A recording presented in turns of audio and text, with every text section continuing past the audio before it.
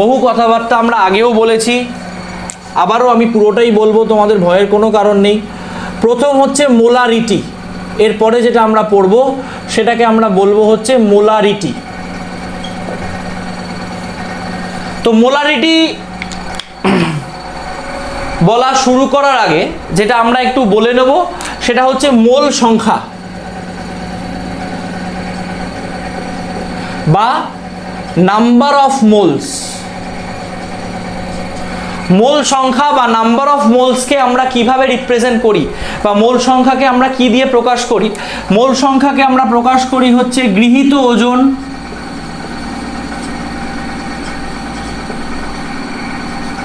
অথবা wait taken by আণবিক ওজন, অর্থাৎ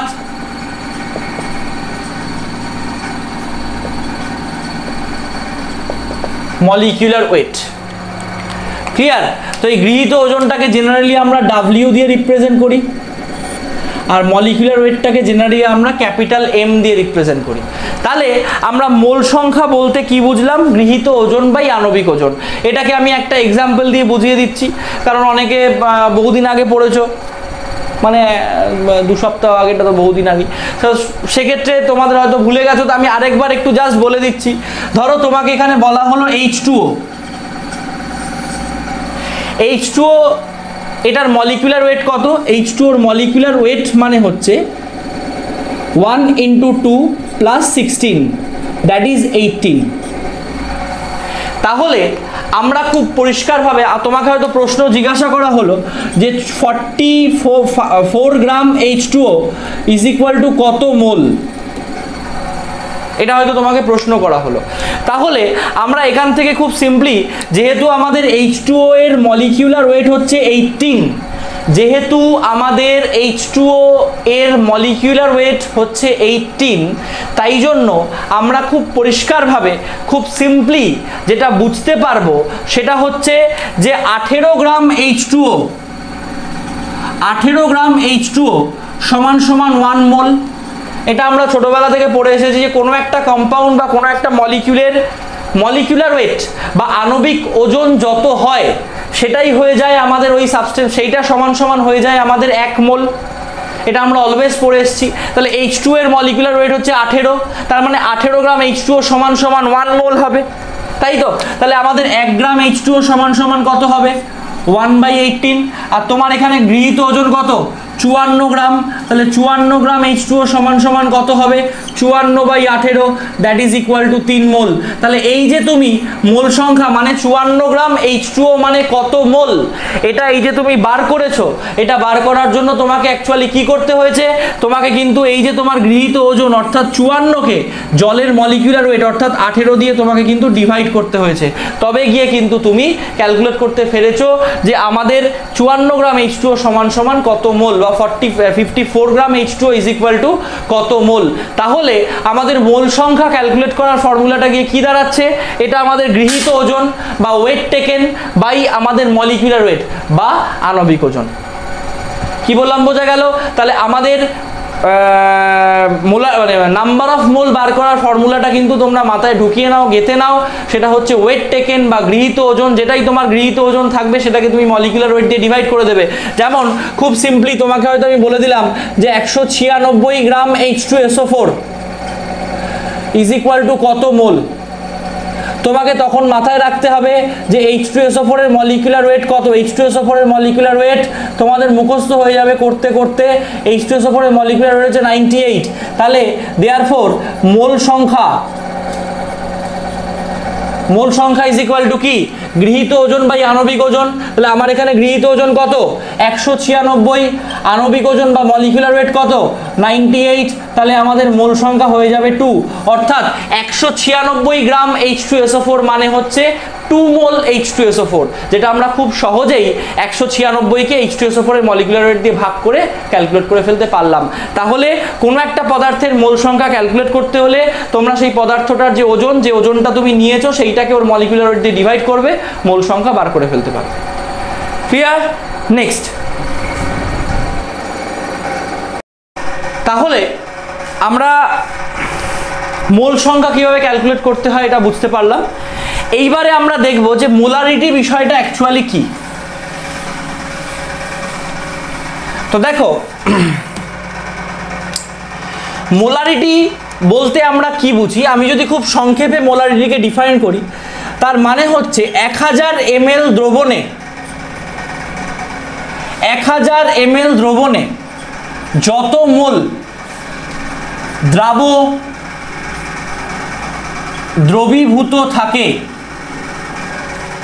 1000 ml দ্রবণে যত মোল দ্রবীভূত থাকে সেই মোল সংখ্যাকে ওই দ্রবণের মোলারিটি বলে। আমি যদি ইংরেজিতে বলি, molarity is the number of moles of solute dissolved in 1000 ml of a solution। অর্থাৎ কোনো একটা দ্রবণের 1000 ml আয়তনের মধ্যে যত মোল দ্রবীভূত আছে সেই মোল সংখ্যাটাকেই আমরা বলি হচ্ছে ওই দ্রবণের মোলারিটি। তার মানে ধরো, মনে করো আমি যদি একটা দ্রবণ কনসিডার করি যে 1000 ml দ্রবণে আমার 1 মোল দ্রবীভূত আছে, তাহলে সেই দ্রবণের মোলারিটি হয়ে যাবে আমার 1 মোলার। যেহেতু আমার 1000 ml দ্রবণে 1 মোল দ্রবীভূত আছে, অর্থাৎ মোলারিটি ডেফিনেশন তো আমাকে সেটাই বলে যে 1000 ml দ্রবণে কতটা দ্রাব আছে। 1000 ml দ্রবণে যে মোল সংখ্যা আছে সেটাই আমার মোলারিটি। তাহলে 1000 ml দ্রবণে যদি আমার 2 মোল দ্রাব থাকে, তাহলে আমার মোলারিটি হবে কত? 2। 1000 ml দ্রবণে যদি আমার x মোল দ্রবীভূত থাকে, তাহলে আমার মোলারিটি হয়ে যাবে কত? x molar. মোলারিটিটাকে আমরা ফার্স্ট ব্র্যাকেটে ক্যাপিটাল M লিখে রিপ্রেজেন্ট করি।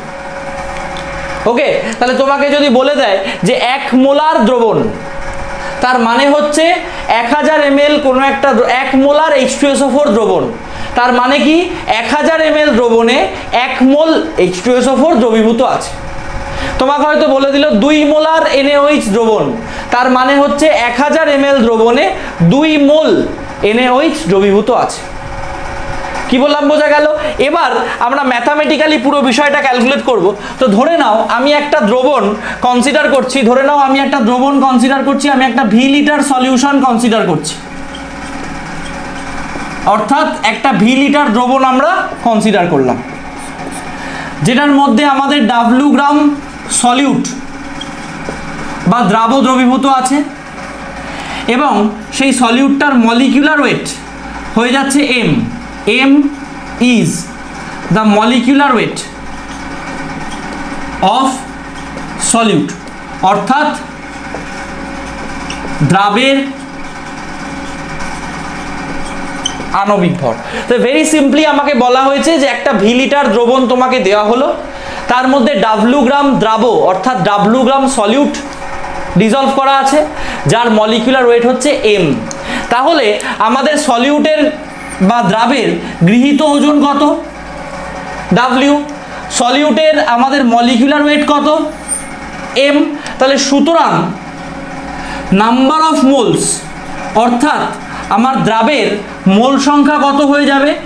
মোল সংখ্যা ইজ ইকুয়াল টু কি? গৃহীত ওজন বাই আণবিক ওজন, অর্থাৎ weight taken by molecular weight. তাহলে আমাদের দ্রাব কত গ্রাম দ্রবীভূত আছে? W gram. দ্রাবের মলিকুলার ওয়েট কত? M। তাহলে আমি W কে M দিয়ে ডিভাইড করলেই আমি number of moles of solute অর্থাৎ দ্রাবের মোল সংখ্যাটা আমি পেয়ে গেলাম, তাই তো?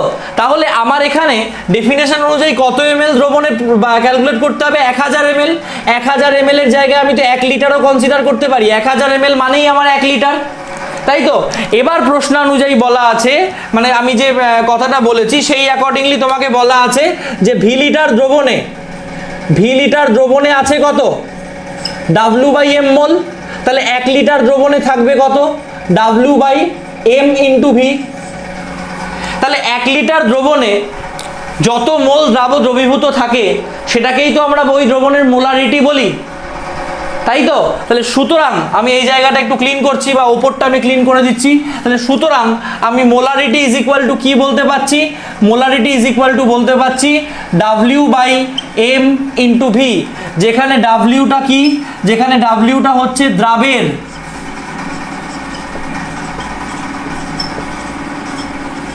গৃহীত ওজন অথবা ওয়েট টেকেন অফ সলিউট। এমটা আমাদের কি হয়ে যাচ্ছে? এমটা আমাদের হয়ে যাচ্ছে দ্রাবের আণবিক ওজন অথবা মলিকিউলার ওয়েট অফ সলিউট। আর ভিটা আমাদের কি হয়ে যাচ্ছে? দ্রবণের আয়তন বা ভলিউম অফ সলিউশন লিটার এককে, দ্রবণের আয়তন অথবা volume of solution in litre unit. কি বললাম বোঝা গেল? ক্লিয়ার? তাহলে আমি আবার একবার এক্সপ্লেন করে দিচ্ছি। আমরা এখানে একটা ভি লিটার দ্রবণ কনসিডার করছি, যার মধ্যে W গ্রাম দ্রাব দ্রবীভূত আছে, যার মলিকুলার ওয়েট সলিউটের এবং দ্রাবের মলিকুলার ওয়েট হচ্ছে M। তাহলে আমরা একটু আগেই পড়েছি মোল সংখ্যা ইজ ইকুয়াল টু কি? গৃহীত ওজন বাই আণবিক ওজন। তাহলে আমার দ্রাবের মোল সংখ্যা কি হয়ে যাবে? গৃহীত ওজন W/M। তাহলে এই মোল সংখ্যাটা আমার কত লিটার দ্রবণে দ্রবীভূত আছে? ভি লিটার দ্রবণে। তাহলে আমি ভি লিটার দ্রবণে থাকে W/M মোল, তাহলে 1 লিটার দ্রবণে কত থাকবে? W/M into V. মোলারিটির ডেফিনেশন অনুযায়ী আমরা জানি যে 1 লিটার দ্রবণে যত মোল দ্রাব দ্রবীভূত থাকে সেটাই হয়ে যায় আমার ওই দ্রবণের মোলারিটি, তাই তো? তাহলে আমরা খুব পরিষ্কারভাবে যেটা বুঝতে পারলাম যে মোলারিটি মানে হচ্ছে কোনো একটা দ্রবণের নির্দিষ্ট আয়তনে দ্রবীভূত দ্রাবের, বা নির্দিষ্ট আয়তন বলতে 1 লিটার আয়তনে দ্রবীভূত দ্রাবের মোল সংখ্যা। ক্লিয়ার? বোঝা গেল? তাহলে আমাদের মোলারিটির ফর্মুলাটা আমরা কি পেয়ে গেলাম? এইটা। এবার আমরা একটা নিউমেরিক্যাল প্রবলেম দেখে বা একটা নিউমেরিক্যাল প্রবলেম করে পুরো বিষয়টাকে ক্লিয়ার করে নিই। ওকে, একটা দুটো নিউমেরিক্যাল প্রবলেম দেখালেই তোমাদের কাছে ব্যাপারটা ট্রান্সপারেন্ট হয়ে যাবে। দেখো আমি দুটো নিউমেরিক্যাল প্রবলেম পরপর বলছি। ক্যালকুলেটর,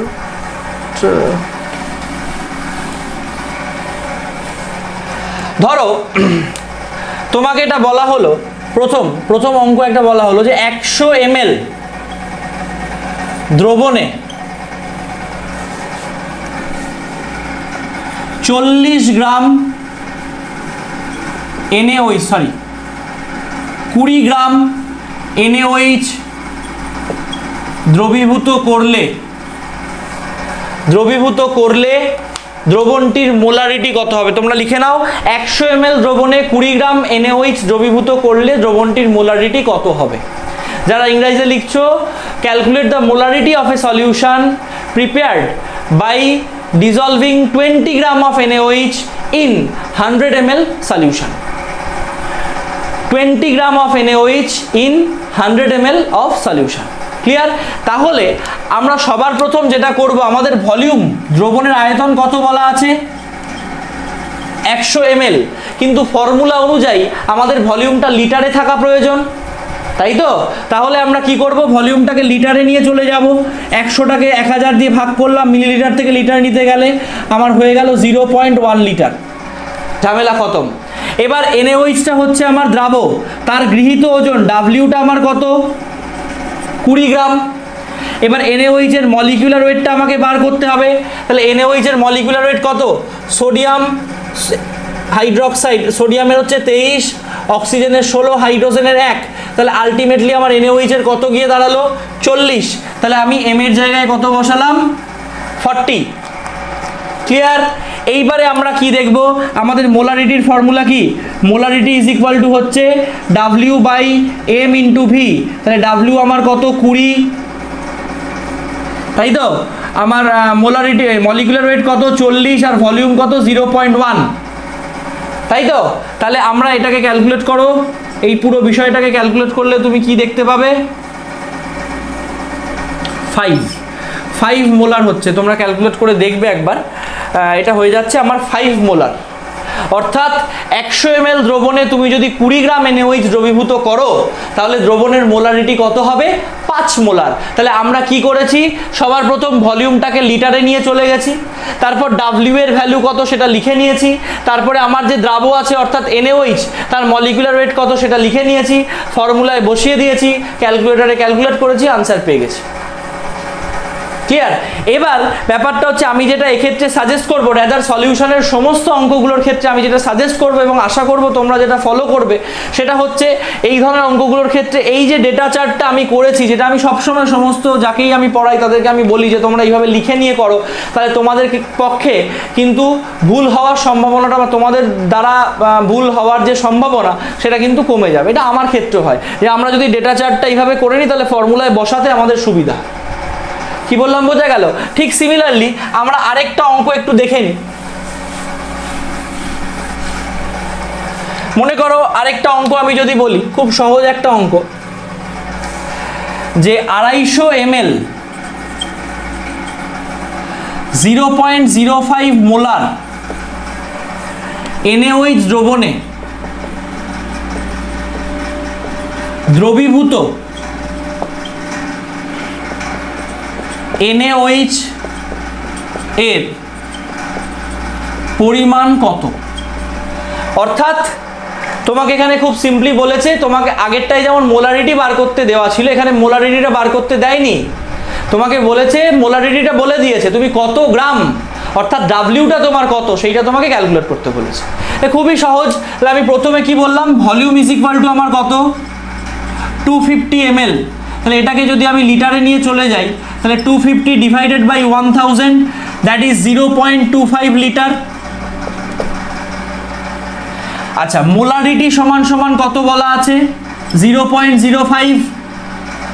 আর NaOH এর যে মলিকুলার ওয়েট মানে M সেটা আমি একটু আগে বার করেছি 40। তাহলে আমাকে ডাব্লিউটা ক্যালকুলেট করতে হবে, তাই তো? তাহলে আমাদের ফর্মুলা কি? Molarity is equal to W by M into V, তাই তো? তাহলে আমরা কি করব, W ইজ ইকুয়াল টু আমাদের কি হয়ে যাবে? Molarity into M into V। তাহলে মোলারিটি কত? 0.05, M কত? 40, আর এইটা কত আমার? 0.25, তাই তো? তাহলে আমরা যদি এটাকে ক্যালকুলেট করি তাহলে এটা কি কত দাঁড়াবে?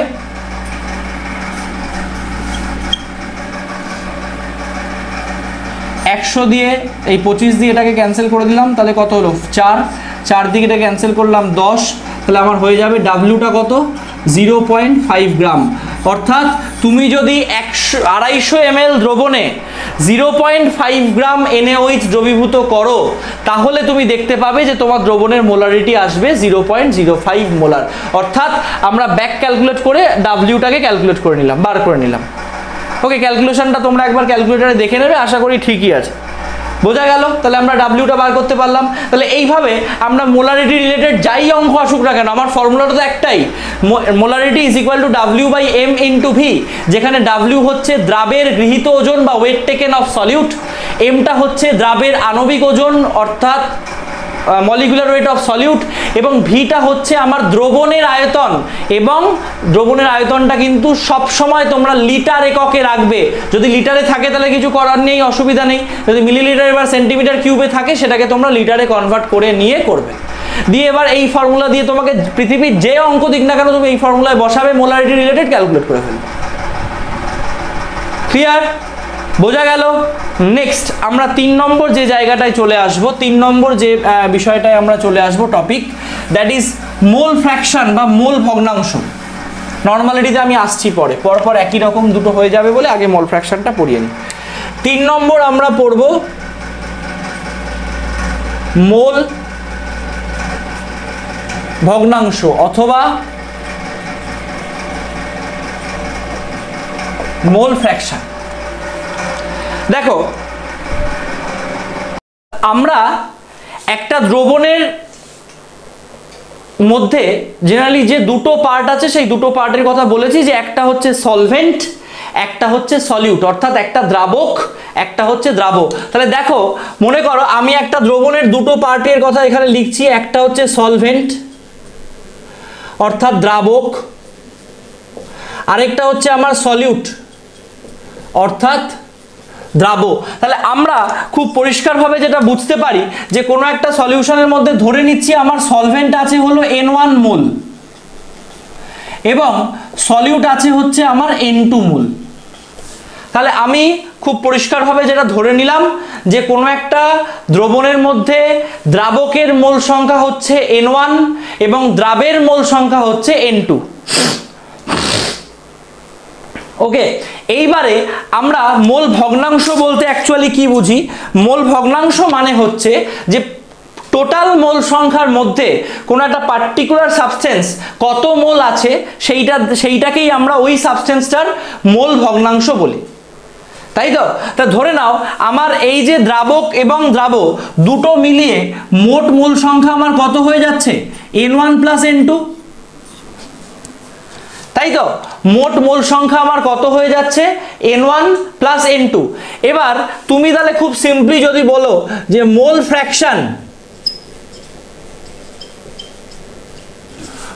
ফ্র্যাকশন অফ সলভেন্ট অথবা দ্রাবকের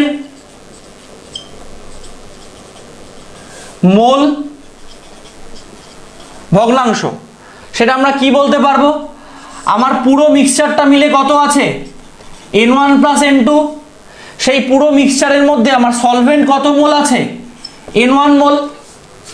ওকে, তো মোল ভগ্নাংশটাকে জেনারেলি আমরা রিপ্রেজেন্ট করি হচ্ছে x দিয়ে।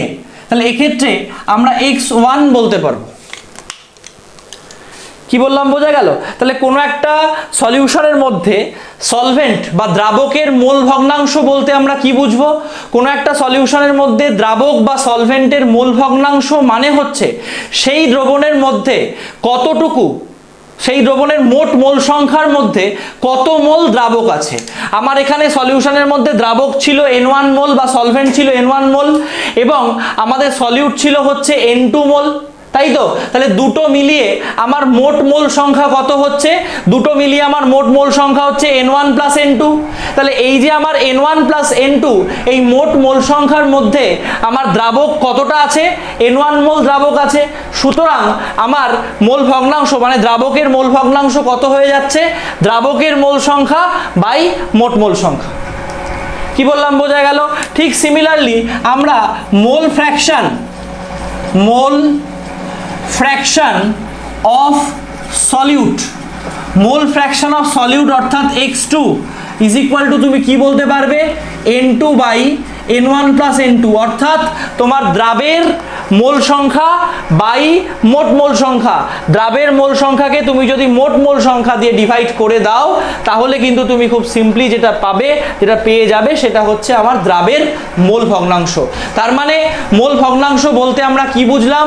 মোল ভগ্নাংশ বলতে আমরা বুঝলাম যে দ্রবণে উপস্থিত উপাদানগুলোর মধ্যে যে কোনো একটার মোল সংখ্যা বাই সমস্ত উপাদানগুলোর মোট মোল সংখ্যা, এই অনুপাতটাকে আমরা বলি হচ্ছে, এই অনুপাতটাকে বেসিক্যালি আমরা বলি হচ্ছে মোল ফ্র্যাকশন বা মোল ভগ্নাংশ।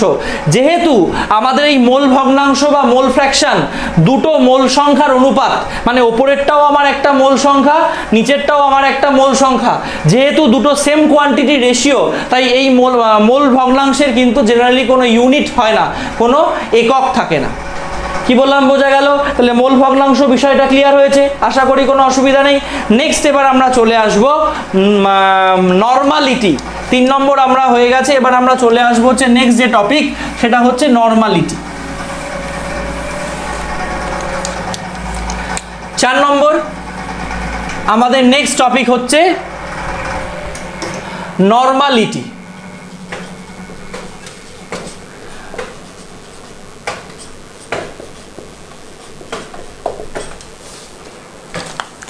তো নরমালিটি বলতে বা নরমালিটি কাকে বলে, যদি আমরা খুব সিম্পলি বলতে চাই যে হোয়াট ইজ নরমালিটি। নরমালিটি মানে হচ্ছে, আমি তোমাদের ডেফিনেশনটা একটু বলবো, তার আগে আমি একটা জিনিস তোমাদের একটু শিখিয়ে নেবো, যেটা আমি আগেও শিখিয়েছি, সেটা হচ্ছে তুল্যাঙ্ক সংখ্যা।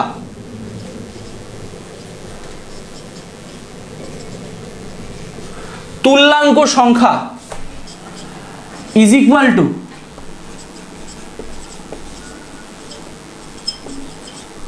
গৃহীত ওজন অর্থাৎ ওয়েট টেকেন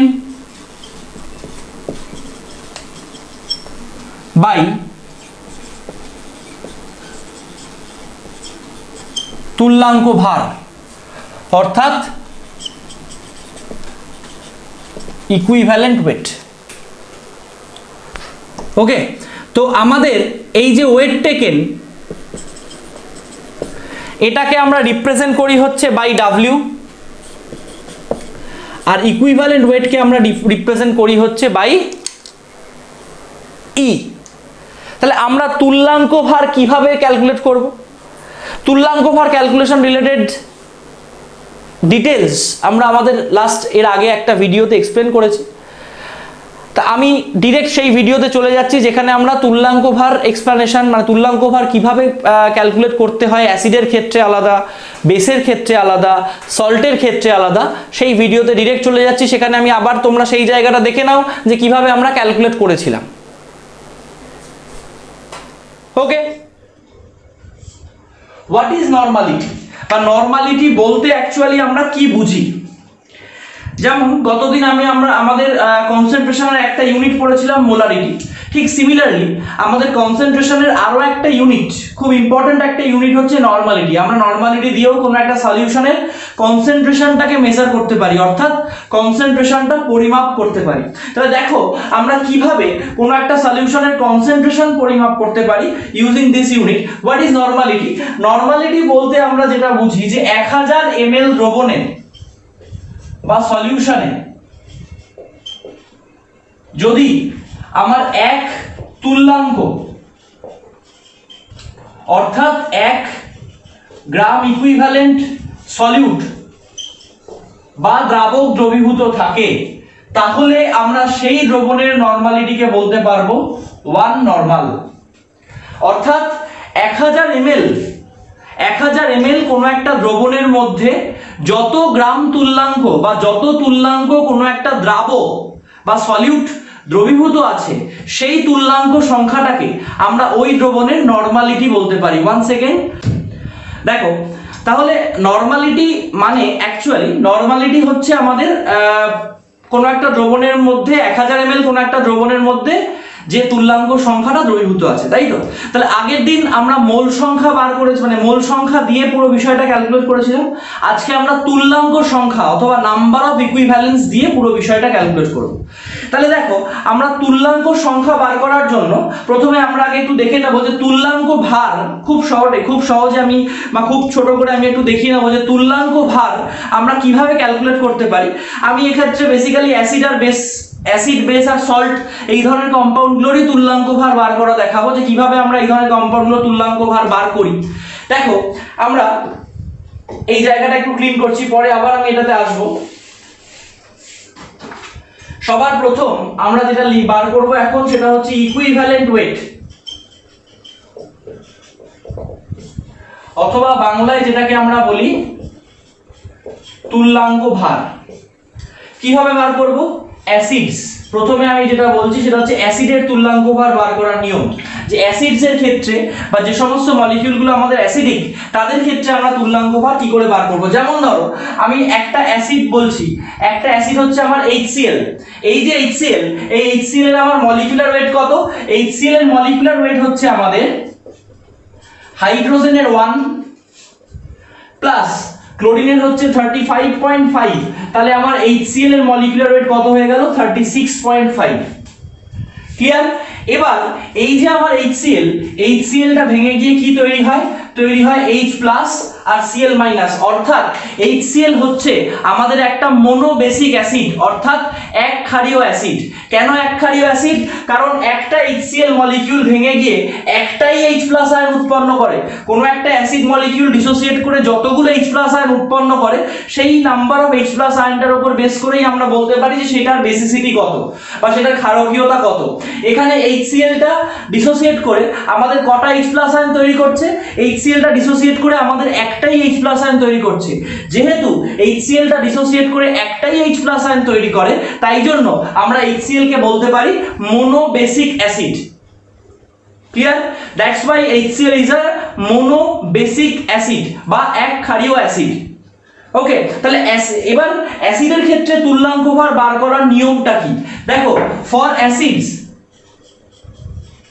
ইকুইভ্যালেন্ট ওয়েট বা তুল্যাঙ্ক ভার is equal to molecular weight by number of H+ ion released by number of H+ ion release. অর্থাৎ HCl জাতীয় এই ধরনের অ্যাসিডের ক্ষেত্রে আমাদের তুল্যাঙ্ক ভার বার করার বিষয়টা তাহলে আমাদের কি হবে? তাহলে HCl এর ক্ষেত্রে আমাদের তুল্যাঙ্ক ভার কত হবে? HCl এর মলিকুলার ওয়েট কত? 36.5। HCl ভেঙে গিয়ে কটা H+ আয়ন তৈরি করে? একটা। তাহলে আমি 36.5 কে কত দিয়ে ডিভাইড করব? 1 দিয়ে। তাহলে আলটিমেটলি আমাদের HCl এর ইকুইভ্যালেন্ট ওয়েট কত হবে? 36.5। সো আমাদের একটা অ্যাসিডের ক্ষেত্রে ইকুইভ্যালেন্ট ওয়েট বা তুল্যাঙ্ক ভার বার করার সম্পর্কটা কি বা তুল্যাঙ্ক ভার করার নিয়মটা কি? অ্যাসিডের ক্ষেত্রে তুল্যাঙ্ক ভার বার করার নিয়ম হচ্ছে অ্যাসিডটার মলিকুলার ওয়েট ডিভাইডেড বাই সেই অ্যাসিডটা ভেঙে গিয়ে কতগুলো H+ আয়ন তৈরি করছে সেই H+ আয়নের সংখ্যা। ক্লিয়ার? তাহলে দেখো আমরা এই HCl এর ক্ষেত্রে কি করলাম? যেহেতু ভেঙে গিয়ে একটা H+ আয়ন তৈরি করছে তাই আমি 1 দিয়ে ডিভাইড করে করলাম 36.5। ওকে, এবার আমি চলে আসবো অন্য একটা অ্যাসিডের এক্সাম্পলে। দেখো, সে মনে করো আমি অন্য একটা অ্যাসিডের এক্সাম্পল নিচ্ছি। ধরো মনে করো H2SO4।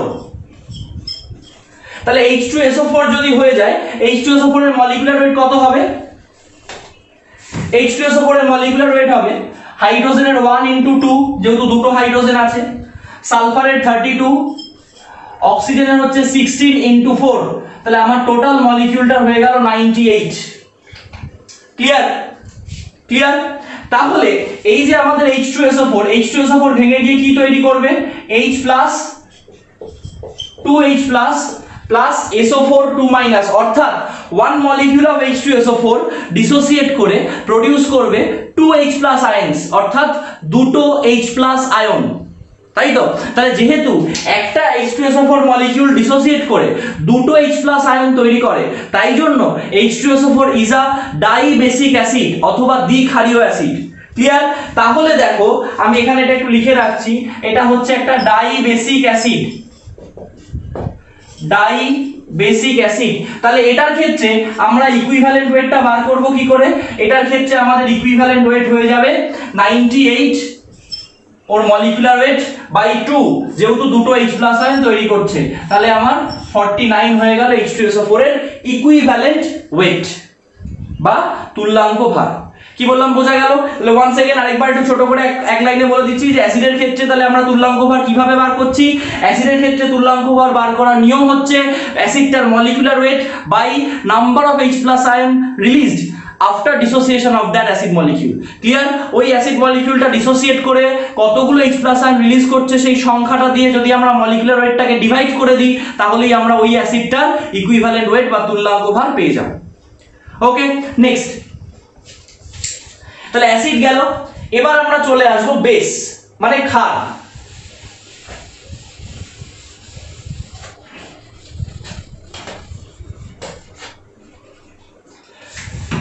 দেখো, বেস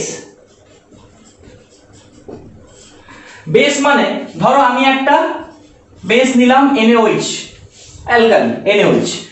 তো বেসিক্যালি অ্যালকালি বা মানে বেস আমরা কাদেরকে বলি? যে সমস্ত কম্পাউন্ড OH- আয়ন রিলিজ করে, হাইড্রক্সিল আয়ন রিলিজ করে, তাদেরকে আমরা বেস বলি।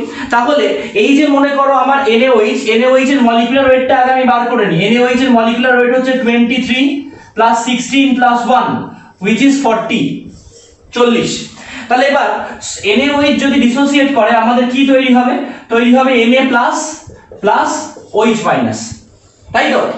এবং বেসের ক্ষেত্রে জাস্ট লাইক অ্যাসিড, বেসের ক্ষেত্রে যেমন এটাকে আমরা এই যে বেসটা NaOH ও ডিসোসিয়েট করে কতগুলো OH- আয়ন দিয়েছে? একখানা। তাহলে যতগুলো OH- আয়ন ও দেবে সেটাকে আমরা বলবো হচ্ছে ওর অ্যাসিডিটি। এটা হচ্ছে একটা মোনো অ্যাসিডিক বেস, অর্থাৎ এক আম্লিক ক্ষার। ব্যাপারটা যদি জটিল মনে হয় তোমরা খুব সিম্পলি মনে রাখবে যে যতগুলো OH- আয়ন রিলিজ করছে সেই নাম্বারটা আমাদের দরকার ইকুইভ্যালেন্ট ওয়েট বার করার জন্য। ক্লিয়ার? তাহলে আমার এখানে OH মাইনাস আয়ন কতগুলো রিলিজ করছে? একটা। তাহলে বেসের ক্ষেত্রে আমার ইকুইভ্যালেন্ট ওয়েট কি হবে? Molecular weight divided by number of OH minus ion release. অ্যাসিডের ক্ষেত্রে ওই জায়গাটা H প্লাস আয়ন ছিল, তাই তো? তাহলে এবার NaOH এর ক্ষেত্রে তাহলে আমার ইকুইভ্যালেন্ট ওয়েট কি হয়ে গেল? NaOH এর ক্ষেত্রে আমার ইকুইভ্যালেন্ট ওয়েট হয়ে গেল সোডিয়ামের এই NaOH এর হচ্ছে মলিকুলার ওয়েট 40 ডিভাইডেড বাই 1, তাহলে আমার NaOH এর ইকুইভ্যালেন্ট ওয়েটও হয়ে গেল 40, তাই তো? এবার তাহলে আমরা অন্য একটা एग्जांपल দেখে নিই, জাস্ট খুব সহজ, তোমরা বুঝতেই পারবে। আমি একটা অন্য एग्जांपल দেখে নিচ্ছি। ধরো মনে করো calcium hydroxide CaOH2, CaOH2 dissociate করে কি তৈরি হবে?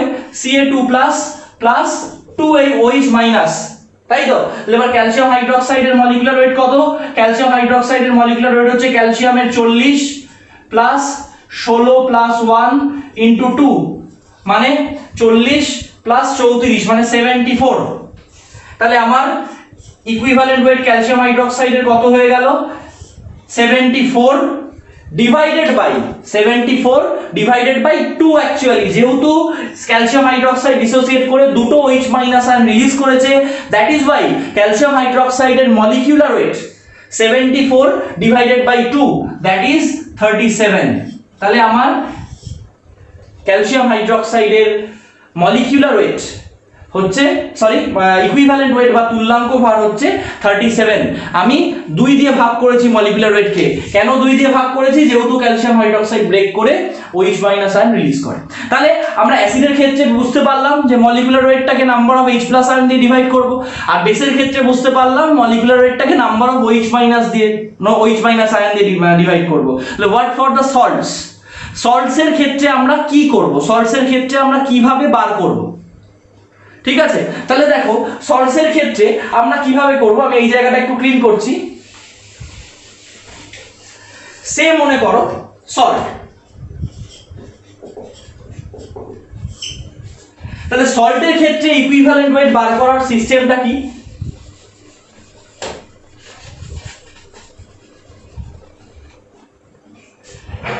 দেখো সল্টের ক্ষেত্রে ইকুইভ্যালেন্ট ওয়েট বার করার সিস্টেম হচ্ছে, মনে করো আমি একটা সল্ট নিলাম Na2CO3 অর্থাৎ সোডিয়াম কার্বনেট।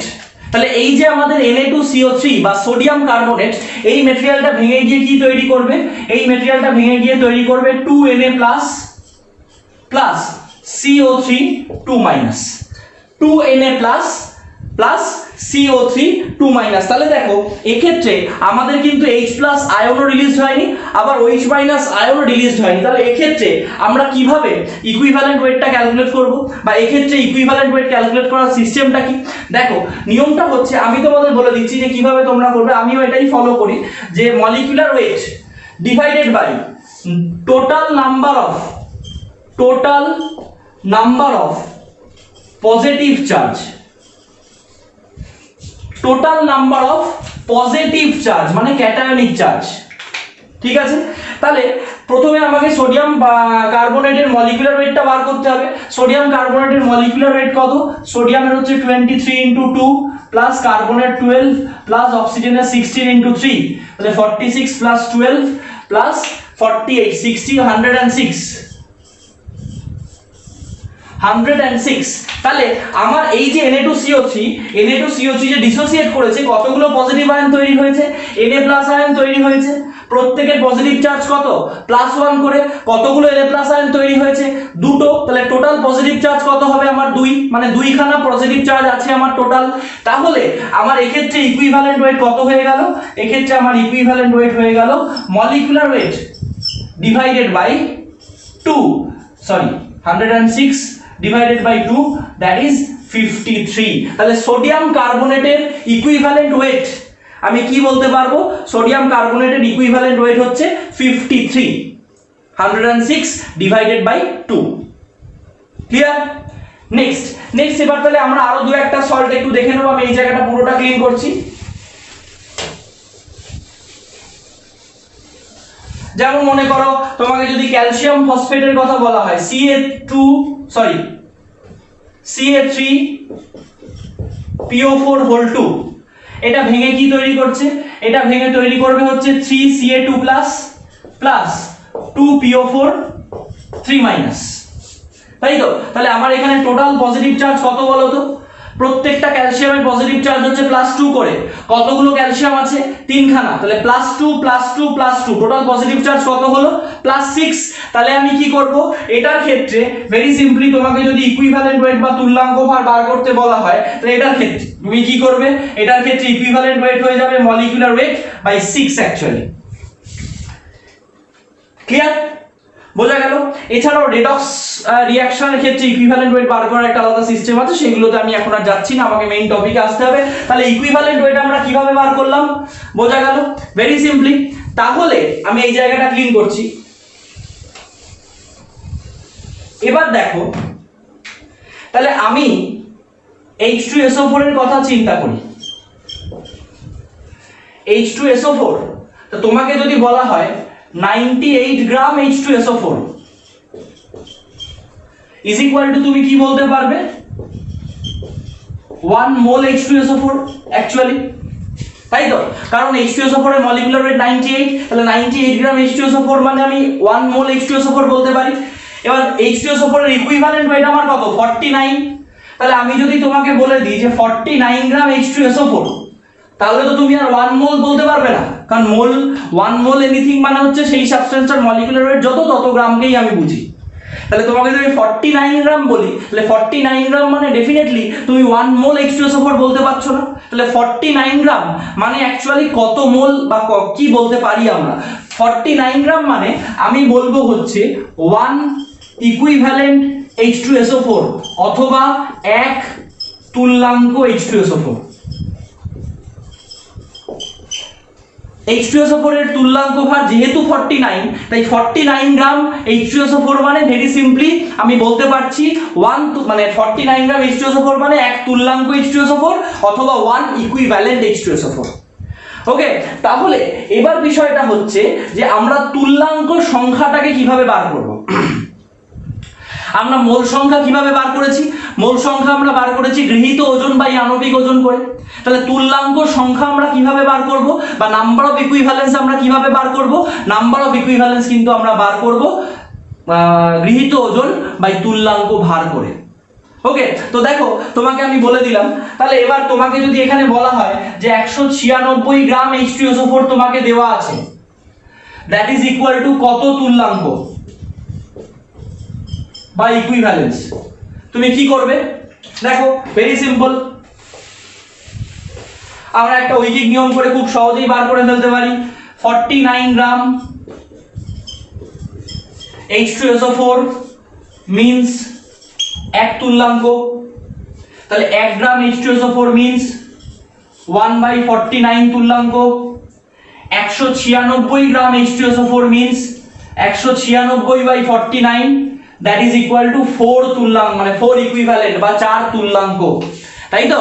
তাহলে আমরা এই যে 196 গ্রাম H2SO4 এর তুল্যাঙ্ক সংখ্যা বার করেছি, বা 196 গ্রাম H2SO4 এর মধ্যে কত তুল্যাঙ্ক H2SO4 আছে এটা বার করেছি। এটা বার করার জন্য আমরা কি করেছি? 196 কে ওর তুল্যাঙ্ক ভার দিয়ে ভাগ করেছি, তাই তো? তাহলে সেখান থেকে আমি খুব সিম্পলি একটা কনক্লুশনে আসতে পারি। এই জায়গাটা আমি ক্লিন করছি। খুব সিম্পলি আমি একটা কনক্লুশনে আসতে পারি, সেটা কি? যে number of equivalence is equal to number of equivalence is equal to weight taken অথবা গৃহীত ওজন বাই তুল্যাঙ্ক ভার বা ইকুইভ্যালেন্ট ওয়েট। তাহলে মোল সংখ্যা তুল্যাঙ্ক সংখ্যার মধ্যে, মানে মোল সংখ্যা তুল্যাঙ্ক সংখ্যা বার করার ডিফারেন্সটা কোন জায়গায়? মোল সংখ্যা বার করার সময় আমরা গৃহীত ওজনকে আণবিক ওজন মানে মলিকুলার ওয়েট দিয়ে ডিভাইড করি, আর তুল্যাঙ্ক সংখ্যা বার করার সময় আমরা গৃহীত ওজনকে ইকুইভ্যালেন্ট ওয়েট বা তুল্যাঙ্ক ভার দিয়ে ডিভাইড করি, তাই তো? তাহলে এবার দেখো আমি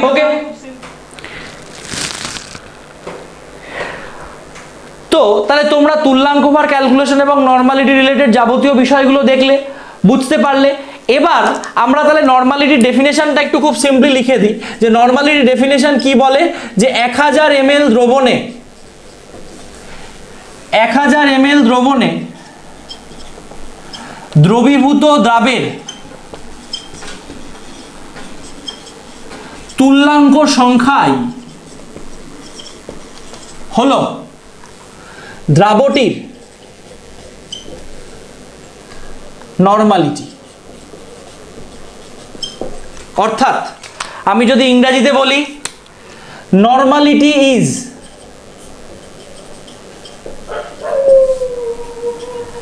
the number of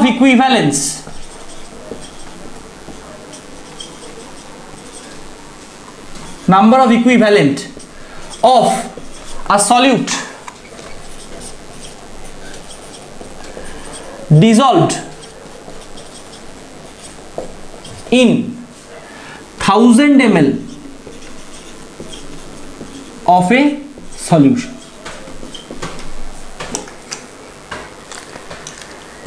okay, clear?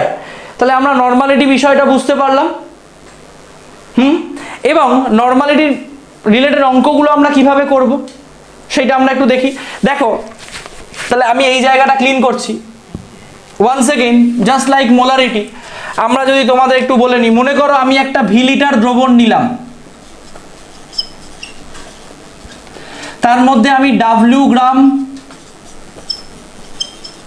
Solute add করলাম, এবং ই হলো, ই ইজ দ্য ইকুইভ্যালেন্ট ওয়েট অর্থাৎ তুল্যাঙ্ক ভার অফ সলিউট, মানে দ্রাব, অর্থাৎ ই হচ্ছে আমার দ্রাবের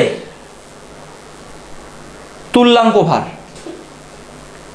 ওকে, তাহলে এবার তুমি দেখো, তাহলে আমাদের তুল্যাঙ্ক সংখ্যা বার করার ফর্মুলা কি? জাস্ট তোমরা দেখলে আগের পার্টটাতেই যে তুল্যাঙ্ক সংখ্যা বার করার ফর্মুলা হচ্ছে W/E।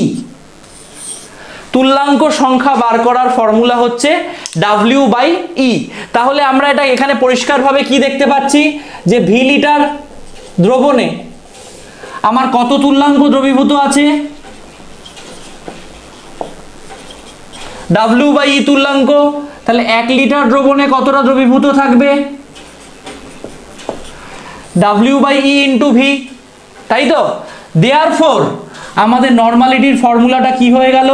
নর্মালিটির ফর্মুলা হয়ে গেল W/E ইন্টু ভি, যেখানে W হচ্ছে আমাদের দ্রাব অর্থাৎ সলিউটের গৃহীত ওজন বা ওয়েট টেকেন অফ সলিউট, ইটা হচ্ছে আমাদের দ্রাবের তুল্যাঙ্ক ভার অথবা ইকুইভ্যালেন্ট ওয়েট অফ সলিউট, ভিটা হচ্ছে আমাদের ভলিউম অফ সলিউশন অর্থাৎ দ্রবণের আয়তন, ভিটা হচ্ছে আমাদের ভলিউম অফ সলিউশন অর্থাৎ দ্রবণের আয়তন।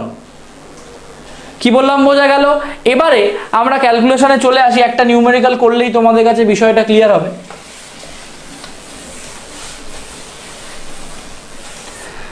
দেখো, প্রথম যে ক্যালকুলেশনটা আমি বলছি, হয়তো তোমাকে বলা হলো যে 250 ml H2SO4 250 ml দ্রবণে 98 গ্রাম H2SO4 দ্রবীভূত আছে। নর্মালিটি কত? 250 ml দ্রবণে 98 গ্রাম H2SO4 দ্রবীভূত আছে। দ্রবণটার নর্মালিটি কত ক্যালকুলেট করতে বলা আছে। কিভাবে ক্যালকুলেট করবে? তাহলে দেখো, প্রথমত হচ্ছে আমার দ্রবণের volume V is equal to কত? 250 ml। ওয়ান্স এগেন আমরা এটাকে লিটারে নিয়ে যাব, কারণ লিটারে না নিলে হবে না, এবং সেটা হয়ে গেল আমার 0.25 লিটার, তাই তো? ডাব্লিউটা আমাদের কত বলা আছে? ডাব্লিউটা আমাদের বলা আছে 98 গ্রাম। এবার ই দেখো, H2SO4 আমরা একটু আগেই বলেছি অ্যাসিডের ইকুইভ্যালেন্ট ওয়েট কিভাবে ক্যালকুলেট করতে হয়। H2SO4 ভেঙে গিয়ে কি তৈরি করে 2H plus plus SO4 2 minus, অর্থাৎ দুটো H প্লাস আয়ন প্রডিউস করছে। যেহেতু H2SO4 ভেঙে গিয়ে দুটো H প্লাস আয়ন প্রডিউস করে, তাই জন্য আমাদের এটার ক্ষেত্রে E ইজ ইকুয়াল টু কি হয়ে যাবে মলিকুলার ওয়েট বাই 2। H2SO4 এর মলিকুলার ওয়েট কত এইমাত্র ক্যালকুলেট করা হয়েছে, H2SO4 এর মলিকুলার ওয়েট হচ্ছে 98, তাহলে আমার E ইজ ইকুয়াল টু কত হবে, আমি H2SO4 এর মলিকুলার ওয়েট করে দেখাচ্ছি, 1 into 2 plus 32 plus 16 into 4 which is equal two 98, তাহলে আমার E ইজ ইকুয়াল টু কি হয়ে যাবে 98 বাই 2 দ্যাট ইজ 49। ওকে, তাহলে আমার ইটা কত হয়ে যাচ্ছে H2SO4 এর 49, তাহলে তোমাকে কি ক্যালকুলেট করতে হবে নরমালিটি ক্যালকুলেট করতে হবে। ক্লিয়ার, বোঝা গেল? H2SO4 এর ক্ষেত্রে আমরা মলিকুলার ওয়েটকে 2 দিয়ে কেন ডিভাইড করেছি, কারণ আমরা একটু আগেই বললাম যে অ্যাসিডের ক্ষেত্রে ইকুইভ্যালেন্ট ওয়েট বার করার নিয়ম হচ্ছে অ্যাসিডটার মলিকুলার ওয়েট ডিভাইডেড বাই ওই অ্যাসিডটা ডিসোসিয়েট করে যতগুলো H প্লাস আয়ন প্রডিউস করে সেই H প্লাস আয়নের সংখ্যা। ক্লিয়ার, বোঝা গেল? নেক্সট এবার আমরা চলে আসি, এই জায়গাটা আমি ক্লিন করছি। আমাদের নরমালিটির ফর্মুলা কি আছে, নরমালিটির ফর্মুলাটা আছে W by E into V। তাহলে আমার W কত 98, E কত 49 আর ভলিউম কত 0.25, তাহলে 98 দিয়ে এটাকে ক্যান্সেল করলে আমার হয়ে যাচ্ছে 2, তাহলে আমার 2 ডিভাইডেড বাই 25, এই পয়েন্টটা উঠিয়ে আমি নিচে 100 নিয়ে এলাম, ইন্টু 100, তাহলে আমার কত হয়ে যাচ্ছে 8, অর্থাৎ আমার এই সলিউশনটা নরমালিটি কত হয়ে যাচ্ছে 8 নরমাল। তার মানে 250 ml দ্রবণে তুমি যদি 98 গ্রাম H2SO4 দ্রবীভূত করো, তাহলে তোমার দ্রবণটার নরমালিটি কত হয়ে যাচ্ছে, দ্রবণটা হয়ে যাচ্ছে আমার 8 নরমাল। কি বললাম বোঝা গেল? ক্লিয়ার? আশা করি কোনো সমস্যা নেই। আমি হোমওয়ার্ক দেবো নরমালিটি ক্যালকুলেশনে, সেগুলোতে তোমরা হোমওয়ার্কগুলো মানে নরমালিটি ক্যালকুলেট করলেই বিষয়টা তোমাদের কাছে ক্লিয়ার হবে। ওকে, বোঝা গেল? নেক্সট